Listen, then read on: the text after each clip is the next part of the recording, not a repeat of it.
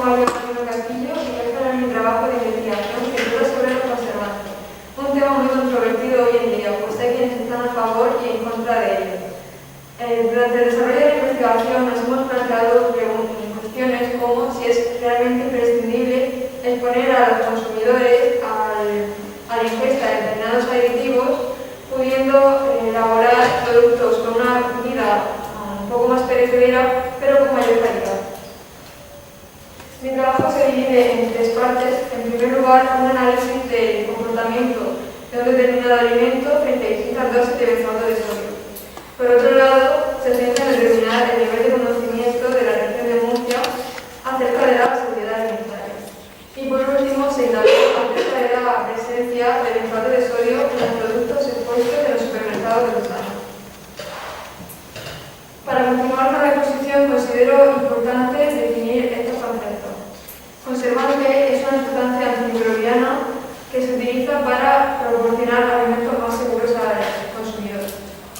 El E211, también llamado benzoato de sodio, es el aditivo en estudio, pertenece al grupo de los conservantes y se emplea para retrasar la aparición de hongos en los alimentos.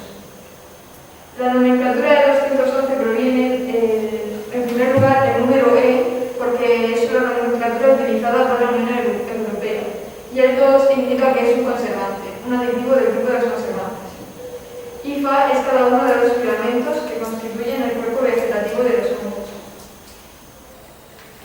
La primera parte de la experimentación consistió en una observación del crecimiento de IFAs. En primer lugar, se elaboró dulce de membrillo, en que se obtuvieron 5 muestras a las que se le aplicaron las respectivas cantidades de 0, 0,05, 0,1, 0,15 y 0,2 gramos de benzoato de sodio. Posteriormente, para asegurar la contaminación, fueron espolvoreadas con moho procedente de una naranja y se introdujeron en una estufa a 35 grados para acelerar el proceso de aparición de estas hifas. Una limitación con la que nos encontramos fue que, a causa del confinamiento domiciliario, no pudimos empezar antes la observación, por lo que duró 5 meses. Cada observación se realizaba cada 20 días. Tras la recopilación de los datos, las hifas se iban anotando en una tabla y tras la recopilación de estos datos se obtuvieron los siguientes resultados. En primer lugar, esta es la muestra control, que no contuvo benzoato de sodio. Presentó un crecimiento exponencial y empezó a acentuarse a partir del día 7. Como puede observar el tribunal, la diferencia de hifas encontradas entre un día y otro en los primeros días fue insignificante, no sé cómo iba avanzando el tiempo, la diferencia iba creciendo. Así, entre el día 7 y el día 8 presentó una diferencia de 12 hifas. Esta es una hifa encontrada el día 5 de la observación en la muestra de 0 gramos de benzoato de sodio. Esta es la muestra que contuvo 0,05 gramos de benzoato de sodio. También presentó un crecimiento gradual, despreciando las irregularidades que se observan. Pero a diferencia del anterior, este crecimiento fue más lento. Las demás muestras también presentaron un crecimiento exponencial y las diferencias entre ellas no son muy relevantes. Esta hifa se encontró el primer día de observación en la muestra de 0,2 gramos de benzoato de sodio. Y esta es la misma hifa el último día de la observación. Como se puede apreciar, la longitud de la hifa encontrada 8 días después de empezar la observación es mayor que el primer día.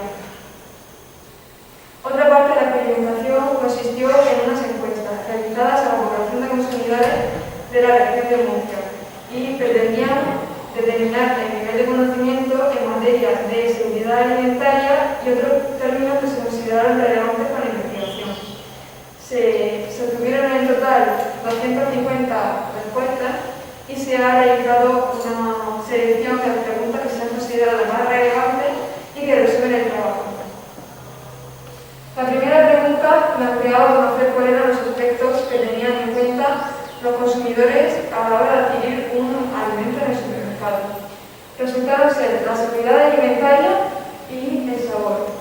Mientras que contrastando los resultados con una encuesta realizada a nivel nacional por el Consejo Europeo de la Seguridad Alimentaria, los resultados en esta segunda encuesta fueron que la población tiene en cuenta a la hora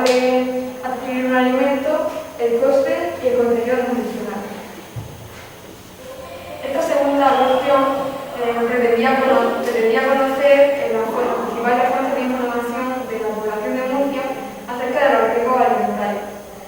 Y resultan ser los médicos o especialistas. Por último, se propusieron unas afirmaciones a los encuestados y siempre la más votada la de que la seguridad es una de sus preocupaciones, pero no constituye la principal, siendo la principal preocupación la seguridad alimentaria para el 34,8%. Aún así, sigue habiendo un importante residuo de 17,7% de los encuestados que no se interesan por los riesgos de la seguridad alimentaria. Además, la última parte de la experimentación consistió en una búsqueda de alimentos en el supermercado que contuviesen benzoato de sodio. A lo largo del transcurso de la investigación, se ha descubierto que el benzoato de sodio, en presencia con el ácido benzoico o otro conservante, agrava los riesgos que supone el consumo del primer conservante nombrado. Por lo que también se tuvo en cuenta a la hora de leer las etiquetas de cada alimento. La lectura de estas etiquetas se realizó a través de una aplicación Yuka que nos permitía conocer de una forma más rápida si un alimento contenía o no benzoato de sodio. El benzoato de sodio fue encontrado en ensaladas y ensaladillas, dulces de membrillo, sándwiches y otras comidas precocinadas, mientras que por su parte el ácido benzoico fue encontrado en bebidas energéticas. Estos son los problemas que pueden suponer el consumo de estos conservantes. El benzoato de sodio puede causar rinitis, urticaria, asma y shocks anafilácticos, mientras que el ácido benzoico puede causar asma, urticaria y reacciones alérgicas. En conjunto, estos dos conservantes dan lugar a la formación de benceno, un compuesto cancerígeno para el cuerpo humano. Las conclusiones que se obtuvieron tras el desarrollo de la investigación fueron, en primer lugar, aunque se observa que los especialistas no consideran el consumo de conservantes siempre que sean moderadas dosis un riesgo vital para la salud, cada vez son más las empresas que se suman a la iniciativa de elaborar productos libres de conservantes y cada vez más es más la demanda de estos productos. En segundo lugar, con el objetivo que planteaba un análisis del comportamiento del membrillo en distintas dosis de benzoato de sodio, supuso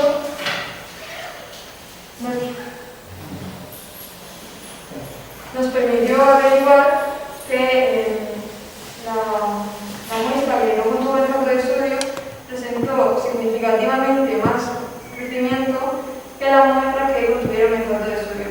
Pero entre estas muestras que sí que contuvieron benzoato de sodio, las diferencias no son tan relevantes. Aquí se puede observar las diferencias de crecimiento de IFAS. Esta es la muestra que no contuvo benzoato de sodio, estas son las que sí que contuvieron benzoato de sodio. Otra conclusión, tras realizar las encuestas, fue que 2 de cada 3 consumidores se interesa por los riesgos alimentarios, mientras que 1 de cada 3 se desentiende de estos temas. Además, cabe destacar que, aunque los especialistas y médicos resultan ser las principales fuentes de información acerca de los riesgos alimentarios, también existe una afirmación predominante en la población que afirma que existen intereses comerciales y políticos en ciertas recomendaciones de estos especialistas. En último lugar, con la búsqueda de alimentos que contuvieron benzoato de sodio y ácido benzoico, no se encontró ningún alimento que contuviese en conjunto benzoato de sodio y ácido benzoico, pero sí se encontraron alimentos que pueden ser combinables y, si se da el caso de que se ingieren la misma dieta, pueden dar lugar a las mismas reacciones dentro del organismo y dar lugar a la formación del compuesto que he dicho anteriormente, benceno. Está demostrado científicamente que es cancerígeno. Una posible aplicación para mi trabajo de investigación podrían ser, por un lado, volver a realizar la observación del crecimiento de IFAS, pero con un conservante distinto, para observar si se puede generalizar los resultados obtenidos en esta investigación. Y por otro lado, también se podría volver a contrastar las etiquetas de los alimentos en los que se han encontrado benzoato de sodio en esta investigación investigación para ver si en un futuro las empresas eliminan los conservantes de su producto. Esta es la bibliografía que he utilizado a lo largo de mi trabajo de investigación. Muchas gracias por su atención y quedo a disposición del tribunal por si me quieren realizar alguna pregunta sobre mi trabajo de investigación. Vamos a ver, yo tenía varias, pero como vas a escuchar, el tiempo verbal que he cogido, pues es pasado, ¿vale? Me lo ha respondido muy bien en la exposición, ¿de acuerdo? Solamente una cosita que me aclarara era con respecto a utilizar una aplicación, es una aplicación informática, ¿no? Que se llama Yuka, y no me queda claro ahí, quizás es la carilla esta que no hace que no escuchemos bien. He sido yo que no lo he escuchado, no ha sido tú que no lo has dicho, pero para que me dijeras que es que me interesa, ¿vale? Simplemente porque me interesa, curiosidad. ¿Solo sirve para el benzoato de sodio? No, esa aplicación lo que hace es escaneas el código de barra y te dice todos los aditivos que contiene. Además, te dice si es un producto que se puede consumir a diario o si no es un producto muy saludable, te lo reemplaza por otro. Te ofrece otro sustituto. Vale. ¿Sí?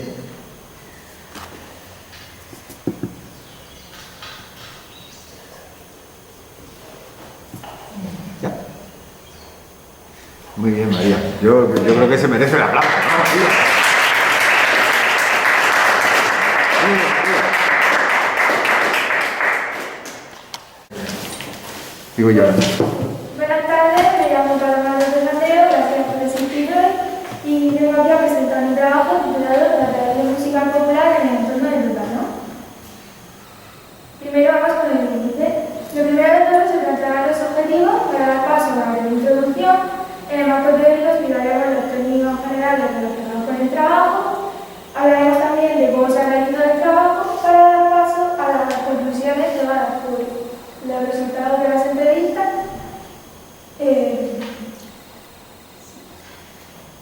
El objetivo general ha sido analizar la tradición musical popular del territorio total de sus alrededores y los objetivos específicos han sido descubrir cuál es el origen de los grupos estudiados, investigar cómo se mantuvieron a lo largo del tiempo y su influencia en la sociedad local, examinar cómo ha sido su funcionamiento en la actualidad, estudiar su importancia como manifestaciones culturales de la zona, dejar constancia por escrito de su existencia y recopilar las diferentes canciones halladas en forma de cancionero. Como planteamiento, la tradición musical popular de Totana es muy amplia y abarca muchos ámbitos. Nuestro estudio comienza a partir de los años 40 con los campos de trabajo propios de los almacenes de fruta, pasando por los años 50, 60, 70, hasta llegar a la actualidad con el grupo folclórico Santiago de Totana y las familias de Pascua, ambas todavía en activo. Como limitaciones, a causa de la pandemia, hemos tenido que adaptar nuestro proceso investigado. Así, hemos reducido el número de entrevistas que hemos hecho a 3 y no hemos podido, como era la intención inicial, asistir a eventos en directo ya que no se han celebrado. En el marco teórico hablaremos sobre qué es la música popular, qué es la canción popular, características y estilos.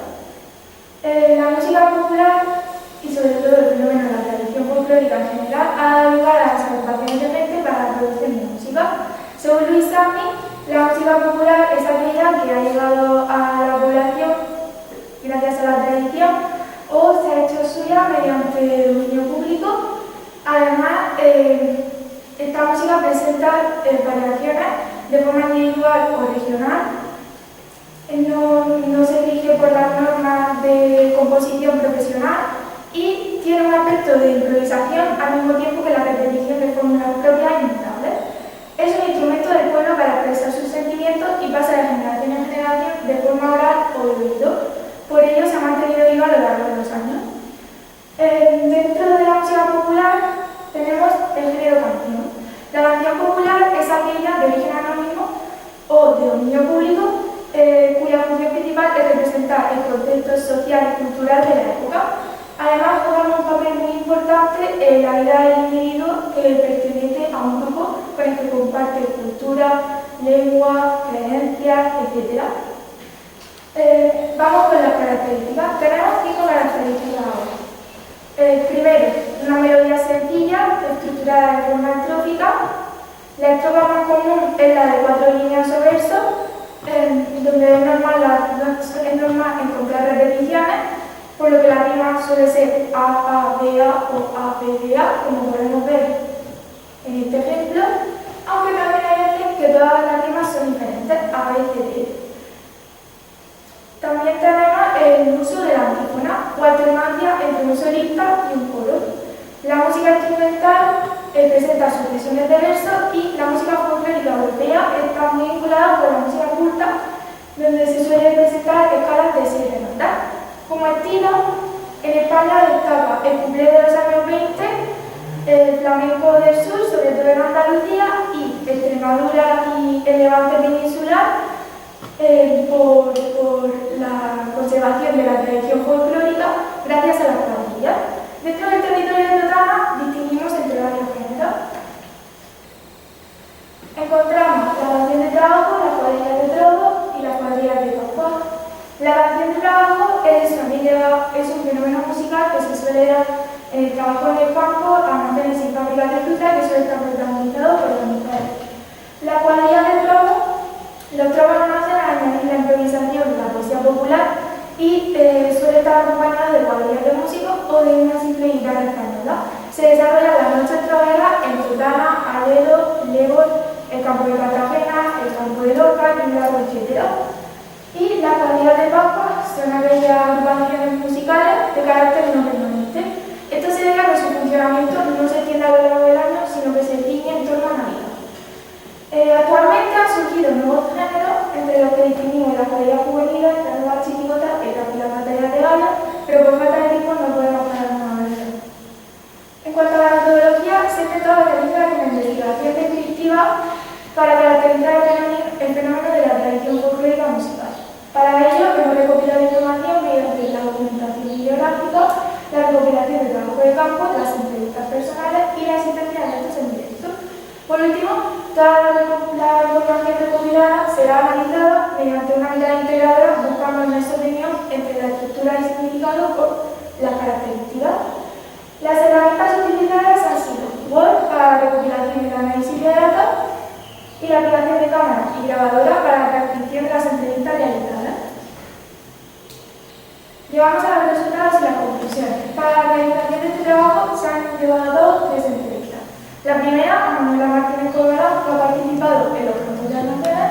La segunda, a Milagros Serrano Crespo, fundadora del grupo de baile Grupo Folclórico Santiago de Totana. Y la tercera, a Pedro Antenero y a Pablo Sáez, que han actuado como representantes de la cuadrilla de Pascua de Mariachi. La primera entrevista a esa Manuela comenzamos poniéndonos un poco en contexto. En los años 40, la economía era de subsistencia y la familia era el principal medio de producción. Además, debido a la dureza de la posguerra, había muchas familias en una situación económica de miseria. El sistema educativo no funcionaba para las clases bajas, ya que encontramos unos índices muy altos de desescolarización y analfabetismo. Ya en los años 50, nace el tejido industrial incipiente basado en la agricultura y se comienza a contratar mucha gente para trabajar en los almacenes.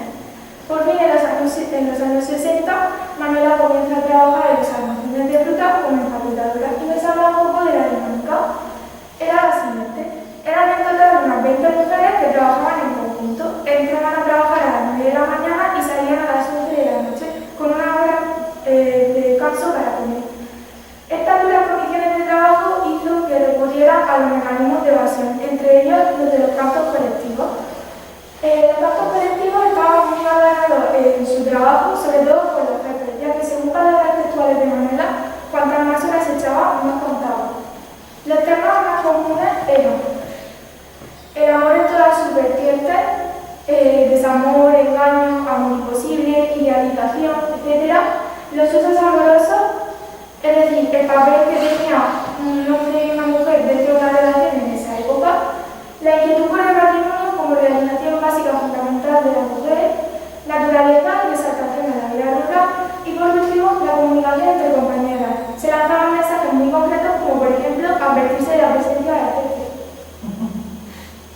En cuanto a estilos de topas mexicanas, corridos, rancheras, boleros, que se popularizó gracias a la influencia del cine en los años 30, el cuplé, una música sencilla y animada con letras de inspiración de Viveca Manesca, que también tuvo un impulso gracias al cine.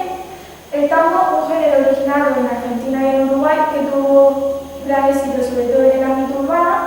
La sabanera, género con origen en Cuba, que según Ginés Rosa presenta una melodía animada y un balance rítmico que da lugar a estructuras elegantes y sinuosas. Tonadilla, que son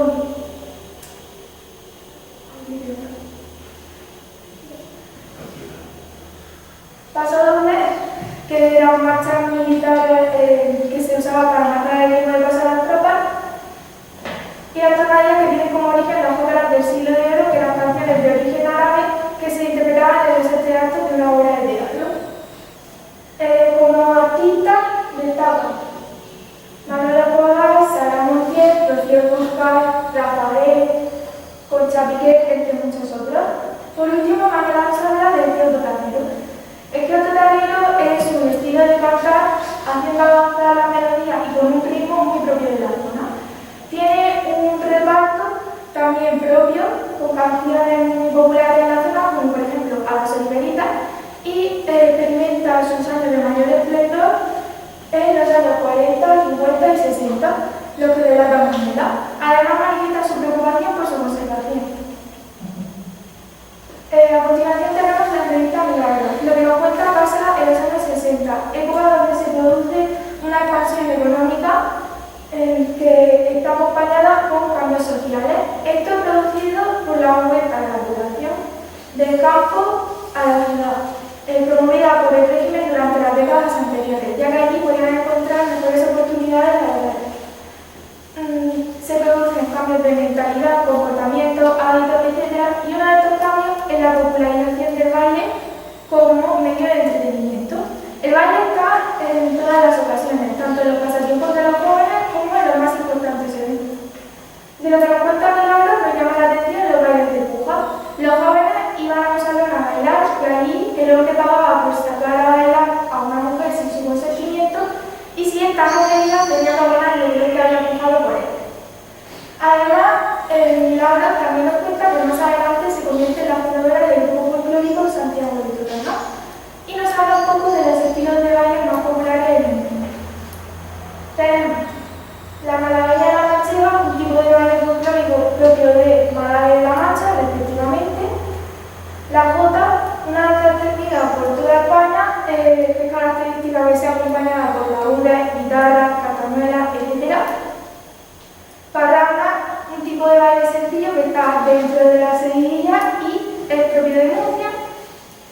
Y el fandango, un baile popular típico de las Islas Baleares y de Latinoamérica y que tiene un estrecho parentesco con la jota. Además, Milagro nos habla de la malagueña de Totana. El grupo estuvo investigando y tras descubrir que Totana no contaba con malagueña propia, como la ponen en los municipios próximos, ellos fueron los que decidieron inventarla.